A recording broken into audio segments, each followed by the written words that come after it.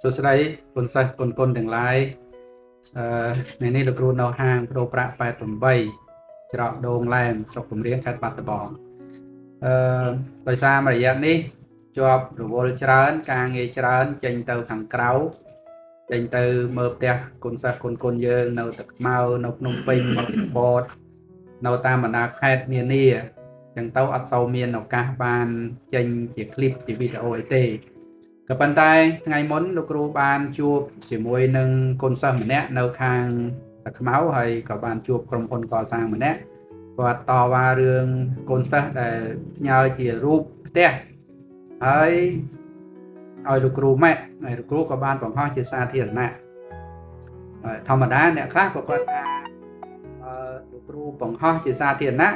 មិនគួរនិយាយតែមាត់ទេគួរតែមានរូបបង្ហាញហើយវិច័យដនយើងយករូបមកបង្ហាញហើយអ្នកដែលបង្ហោះមកហ្នឹងគឺគាត់យករូបដែលជាកម្មសិទ្ធិរបស់ក្រុមហ៊ុនណាមួយនោះក្រុមហ៊ុនកសាងណាអញ្ចឹងក៏គេ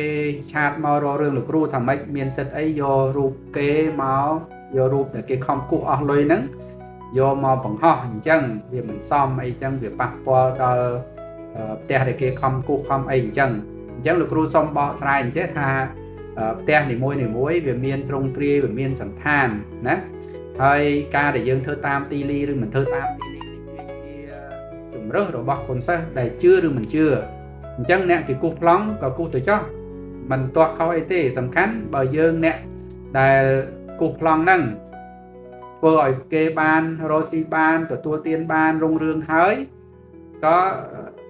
លក់ទៅបញ្ចេញទៅដល់ដៃអតិថិជនរបស់ខ្លួនទៅហើយដោយចំពោះលោកគ្រូបានម៉ាក់ទៅតាមទ្រង់ទ្រាយនៃផ្ទះតែកូនសិស្សយើងគាត់ផ្ញើរូបនឹងមកឲ្យលោកគ្រូក៏មិនបានដឹងថាជាកម្មសិទ្ធិរបស់ក្រុមហ៊ុនណាជាកម្មសិទ្ធិរបស់កូនសិស្សណាដែរហើយលោកគ្រូក៏យកវីដេអូហ្នឹងយកមកបង្ហោះជាសាធារណៈក្នុងបំណងថាបង្ហាញឲ្យមានផុសតាងថានេះផ្ទះប្រភេទចេះអ្នកដែលឡើងទៅរស់នៅវាបានលទ្ធផលចេះអញ្ចឹងលោកគ្រូសូមបញ្ជាក់ថាបើសិនបើយើងស្ដាប់លោកគ្រូឡាយទៅហើយឃើញថាអាការៈហ្នឹងវាដូចអាហ្នឹងវាត្រូវក្បួនហើយតែបើវាមិនដូចតាមដែលលោកគ្រូនិយាយទេមានន័យថាក្បួនលោកគ្រូវាអត់ដើរក្បួនលោកគ្រូវាមិនត្រឹមត្រូវទេអញ្ចឹងមិនបាច់យកចិត្តទុកដាក់អីមកឲ្យសំខាន់ទៅលើការម៉ែរបស់លោកគ្រូទេអញ្ចឹងលោកគ្រូម៉ែនេះក្នុងជំហានមួយតែចំពោះកូនសិស្សណាដែលគាត់ជឿលើក្បួនហុងស៊ុយទីលីហើយគាត់ចង់អនុវត្តប្រតិបត្តិទៅតាមក្បួនតែប៉ុណ្ណោះអញ្ចឹងមិនបានមានចេតនាបន្តោសបង្អាប់ឬមួយក៏បង្អាក់ការសាងសង់ឬមួយក៏គំនុះនៃក្រុមហ៊ុនណាមួយទេហើយលោកគ្រូក៏បានមិនបានបញ្ជាក់ថារូបផ្ទះដែលកូនសិស្សនាំយកមកសួរលោកគ្រូហ្នឹងជាកម្មសិទ្ធិរបស់ក្រុមហ៊ុនណាមួយដែរក៏គ្មានចេតនាក្នុងការបន្តោសបង្អាប់ខ្វៃដៃឬមួយក៏ស្នាដៃរបស់ក្រុមហ៊ុនណាមួយដែរអញ្ចឹងលោកគ្រូម៉ាក់ទៅតាមក្បួនទៅតាមតម្រានៃហុងស៊ុយទីលីដែលលោកគ្រូជាម្ចាស់ក្បួនហុងស៊ុយទីលីមានសភៅជាអំណះអំណាងអញ្ចឹងកូនសិស្សណាដែលយកសភៅទៅអានយកសភៅទៅសិក្សាណាពីហុងស៊ុយទីលីហ្នឹងកូនសិស្សមិនបាច់ចាំស្ដាប់លោកគ្រូក៏កូនសិស្សអាចយល់ពេលអានហើយថ្មិចភ្នែកសង្កេតមើលផ្ទះខ្លួនឯងទៅដឹងថាតើផ្ទះខ្លួនឯងហ្នឹងមានអាការៈដូចដែលសភៅសរសេរដែរឬទេដូចដែលលោកគ្រូឡាយដែរឬទេបើដូចសំជឿបើមិនដូចទេមិនបាច់ជឿទេវាអត់មានភាពចាំបាច់អីត្រូវមកជឿលោកគ្រូដោយអត់ហេតុផលទេហើយក្បួនលោកគ្រូក៏អត់បានទៅបង្ខំទៅជំរុញអ្នកណាឲ្យមកជឿក្បួនហុងស៊ុយទីលីដែរក្បួនហុងស៊ុយទីលីគឺជាក្បួនមួយសុក្រិតកើតមករាប់ពាន់ឆ្នាំហើយគេចងក្រងជាសភៅជាគម្ពីរតម្រាឲ្យយើងសិក្សារាប់ពាន់ឆ្នាំហើយអញ្ចឹងបើសិនជាក្បួនហ្នឹងវាអត់ដោះមែនក្បួនហ្នឹងវាមិនដូចតាមតម្រាដែលយើងរៀននឹងមែនអញ្ចឹងក្បួនហ្នឹងវាអត់មានអាយុកាលរហូតដល់សប្តាហ៍ថ្ងៃនេះទេហើយអ្នកដែលធ្វើតាមហុងស៊ុយទីលីហ្នឹងក៏មិនមែនជាកណ្ដោសាកឆ្នាំដែរត្រូវបានគេពិសោធន៍ពិសាលបងគេតេស្តក្បួនហ្នឹងរួចហើយបានក្បួនហ្នឹងវាជាតែនៅរស់រហូតដល់សប្តាហ៍ថ្ងៃអញ្ចឹងលោកគ្រូសូមបញ្ជាក់ថាការដែលកូនសិស្សនាំយកនៅរូប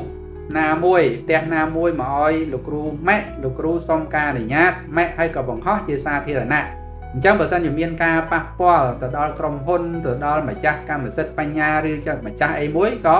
លោកគ្រូអត់បានដឹងហើយក៏សូមធ្វើការខន្តីអធិស្ឋានចំពោះកំហុសឆ្គងណាមួយហ្នឹងហើយអញ្ចឹងយើងគោលបំណងក្នុងការម៉ាក់នេះគឺធ្វើម៉េចឲ្យកូនសិស្សមើលឃើញរូបភាពនេះតែផ្ទះអញ្ចេះដបូលអញ្ចេះសសរអីអញ្ចេះមានរៀនហាលអីអញ្ចេះ វាផតពីមុខផតកដាលផតពីក្រោយអីចេះទៅវាមានផលយ៉ាងណានៅក្នុងហុងស៊ុយទីលីតែប៉ុណ្ណឹងទេគោលបំណងគឺចង់យករូបភាពហ្នឹងយកមកបង្ហាញថាផ្ទះប្រភេទអញ្ចេះវាអាចកើតអញ្ចឹងក៏ប៉ុន្តែមិនមែនមានន័យថាផ្ទះហ្នឹងនៅមិនបានឬមួយក៏ក្រុមហ៊ុនគេផលិតអាហ្នឹងមកហើយប្រើមិនកើតនោះទេអញ្ចឹងលោកគ្រូអត់មានចេតនាទៅបន្តបង្អាប់ក្រុមហ៊ុនណាឬមួយក៏ចេតនាអាក្រក់ណាមួយ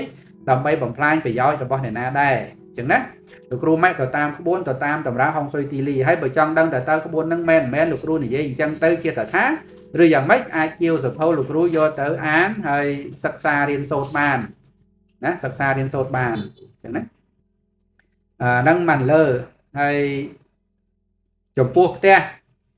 វាមានពីរប្រភេទផ្ទះដែលយើងរស់នៅសពថ្ងៃហ្នឹងគេហៅថាជាផ្ទះទីលីផ្ទះទីលីវាមានទ្វារវាមានចន្លោះផ្លូវដើរវាមានបន្ទប់បន្ទាញគេមានកង់ជាស្តង់ដារទីលីអញ្ចឹងណាហ្នឹងហើយចូលទៅហើយវាមានបត់ឆ្វេងវាមានបត់ស្ដាំបាតផ្ទះហ្នឹងវាមានបែប basic វាមានបែប special វាមានបែប super អីចឹងទៅអញ្ចឹងបាតផ្ទះនីមួយវាមាន niveau ខុសគ្នាអាស្រ័យតើម្ចាស់ផ្ទះហ្នឹងសង្កត់ធ្ងន់ទៅលើការស្រួលប្រើឬមួយក៏ចង់ឲ្យផ្ទះហ្នឹងវាជួយផ្នែកទ្រព្យហ្នឹងបន្ថែមទៀតអញ្ចឹងបើយើងចង់ឲ្យបានផ្នែកទ្រព្យហ្នឹងបន្ថែមទៀតយើងធ្វើម៉េចឲ្យវាប្រសើរនៅក្នុងក្បួនក៏ប៉ុន្តែបើយើងចង់ថាត្រឹមមកប្រើស្រួលនៅបានសាមញ្ញទូទៅបែប basic អាហ្នឹងយើងធ្វើតាមបច្ចេកទេសហ្នឹងមកចឹងណាហើយផ្ទះវាមានពីរប្រភេទគឺផ្ទះអាជីវកម្មនិងផ្ទះស្នាក់នៅផ្ទះស្នាក់នៅសម្រាប់រក្សាទ្រព្យដែលយើងធ្វើអាជីវកម្មមកផ្ទះអាជីវកម្មធ្វើម៉េចឲ្យយើងរកទ្រព្យបានរកលុយបានរកចំណូលបានមកក៏ប៉ុន្តែបើយើងដេកនៅក្នុងផ្ទះអាជីវកម្មនឹងដែរវាមានផលពីរត្រង់ថាពេលដែលយើងរកបានមកហ្នឹងវាបាត់បង់ទៅវិញផ្ទះអាជីវកម្មគេតម្រូវឲ្យមានទ្វារធំដើម្បីលក់ផលិតផលឬមួយក៏សេវាកម្មហ្នឹងឲ្យដាច់ឲ្យអតិថិជនរបស់យើងគាត់មើលមកឃើញមើលមកច្បាស់មើលមកតែយើងមានលក់អីផលិតផលអីនៅក្នុងហាងអាជីវកម្មរបស់យើងហ្នឹងដូចជាហាងរបស់លោកគ្រូអញ្ចេះហាង88ណាហាង88យើងមានជាហាងអញ្ចេះណាយើងឲ្យដឹងផលិតផលរបស់យើងគឺការបដូរប្រាក់ណាជាការបដូរប្រាក់អញ្ចឹងហាងរបស់យើងមានការបដូរប្រាក់នៅច្រកដូងហ្នឹងនៅក្នុងស្រុកគំរៀងខេត្តបាត់ដំបងដោយសារឥឡូវនេះមានការបិទច្រកណាមានការបិទច្រកព្រំដែនអញ្ចឹងការធ្វើអាជីវកម្មរបស់យើងវារៀងស្ងាត់ជាងប្រក្រតីស្ងាត់ក៏ប៉ុន្តែដោយសារយើងមានហុងស៊ុយទីលីរបស់យើងគាំពៀមានហុងស៊ុយទីលីរបស់យើងគាំទ្របូកនឹងភាពស្មោះត្រង់របស់យើងក្នុងការធ្វើអាជីវកម្មជាមួយអតិថិជនហ្នឹងក៏នៅតែរក្សាបានចំណូលមួយដែលទទួលយកបានអាចចិញ្ចឹមខ្លួនរស់មិនប៉ះពាល់ទៅដល់សេដ្ឋកិច្ចគ្រួសារទេមានន័យថាហុងស៊ុយទីលីនេះជួយទ្រទ្រង់យើងឲ្យរស់បានបើទោះបីជាស្ថានភាពសេដ្ឋកិច្ចដូចសពថ្ងៃក៏ដោយបើយើងប្រៀបធៀបទៅអ្នកដទៃដែលគេនៅក្នុងតំបន់ជាមួយលោកគ្រូនេះស្រុកគំរៀងខេត្តបាត់ដំបងនេះអ្នកខ្លះក៏គាត់ដាច់សេដ្ឋកិច្ចគាត់លក់ដូរមិនដាច់គាត់ធ្លាប់លក់បាយលក់កាទៀវលក់កាហ្វេគាត់លក់មិនដាច់គាត់វិលចូលទៅខាងក្នុងទៅភ្នំពេញទៅតាមបណ្ដាខេត្តក្រុងអីផ្សេងហ្នឹងដើម្បីរកទទួលទានរកស៊ីហ្នឹងក៏ប៉ុន្តែលោកគ្រូអត់បាច់ផ្លាស់ទៅណាទេបន្ថែមពីលើហ្នឹងយើងអភិវឌ្ឍកន្លែងយើងហាងរបស់យើងឲ្យកាន់តែស្អាតជាងមុនទៅទៀតមើលទៅវាស្រឡះភ្នែកមានកញ្ចក់មានអីមានបញ្ចរហ្នឹងហើយស្រោបទៅដោយពណ៌មាសស្អាតស្រឡះហ្នឹងហើយនៅពេលដែលយើងគេមិនសូវមកដូរលុយមកអីអញ្ចឹងយើងមានឱកាសក្នុងការរើរុះធ្វើហាងថ្មីអញ្ចឹងណាអញ្ចឹងបងប្អូនយើងដែលនៅខេត្តបៃលិននៅប៉ោយប៉ែតនៅភ្នំពេញបាត់ដំបងបណ្ដាខេត្តផ្សេងដែលគាត់ធ្លាប់រកស៊ីរកទទួលទានជាមួយគ្នាហ្នឹងគាត់នៅតែមានការជឿជាក់លើហាង88ដោយសារយើងមានស្លាកយីហោយើងមានទីតាំងហើយបទពិសោធន៍ការធ្វើអាជីវកម្មហ្នឹងមកវាច្រើនឆ្នាំហើយហ្នឹងហើយហាង88ដូចជាដុសជាង10ឆ្នាំហើយចូល5ដល់10ឆ្នាំហើយអញ្ចឹងការជឿជាក់ទៅលើហាង88ហ្នឹងមានខ្ពស់ហើយការរកទទួលទានរវាងគ្នានឹងគ្នាហ្នឹងក៏យើងជឿជាក់គ្នាខ្ពស់អញ្ចឹងយើងកាត់បន្ថយនៅចំណាយកាត់បន្ថយការធ្វើដំណើរទៅឆ្ងាយអ្នកខ្លះគាត់ពីមុនគាត់ធ្លាប់ធ្វើដំណើរពីស្រុកគំរៀងនេះទៅដល់បាត់ដំបងដើម្បីប្រូប្រាក់តែឥឡូវនេះមកត្រឹមហាង88បានតម្លៃស្មើគេស្មើឯងឬមួយក៏លើសគេផងយើងមានបោះ